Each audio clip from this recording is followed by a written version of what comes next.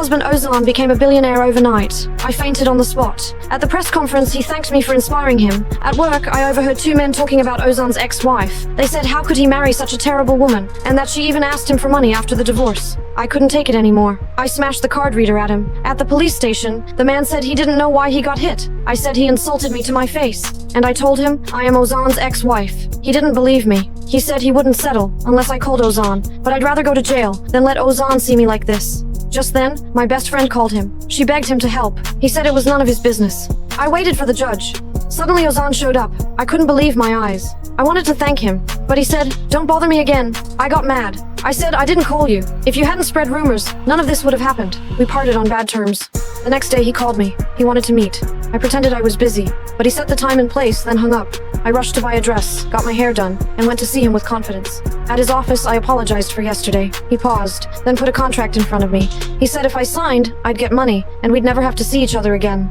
Then he handed me a check. I froze. He said, "Isn't this what you want? Didn't you call me because I'm rich now?" I picked up the pen, signed my name, then tore the check into pieces, and threw it in his face.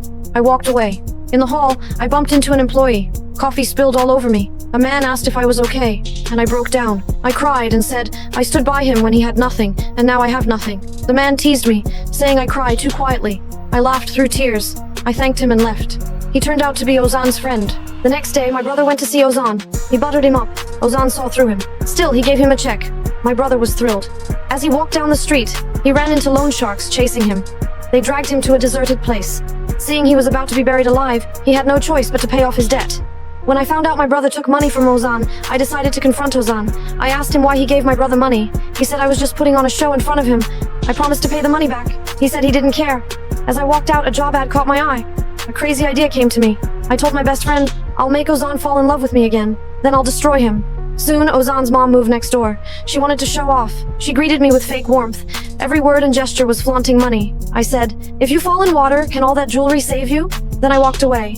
She cursed me from behind.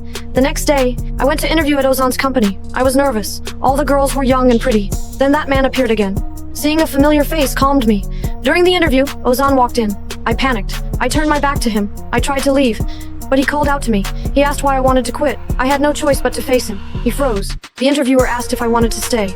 He shook his head. I sat down anyway. To scare me, he asked hard questions. I answered every one. The panel gave me high scores. Back in his office, his assistant handed him the rankings. I was number 1. He crumpled my resume in anger. Then he started complaining about me to his assistant. The assistant actually said he looked kind of scared of me. Ozan was left speechless. He dug my resume out of the trash. He thought about it for a while, then signed it. The next day, I got the job offer. I couldn't believe it.